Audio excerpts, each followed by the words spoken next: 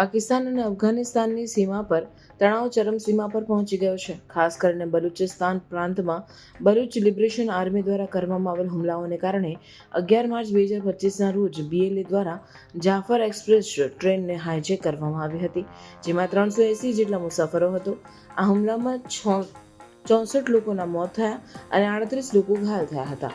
BLA Baloch રાજકીય કેદીઓને મુક્ત કરવાની માંગ સાથે 48 કલાકની અલ્ટિમેટમ આપી હતી.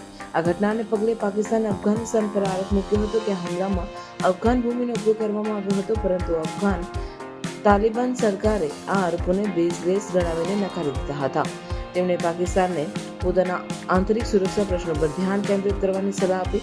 આ ઘટના બલુચિસ્તાનમાં ચાલી રહેલા વિદ્રોહમાં વધતા તીવ્રતાને દર્શાવે છે, જે પાકિસ્તાન માટે એક ગંભીર સુરક્ષા પડકાર બની રહ્યો છે.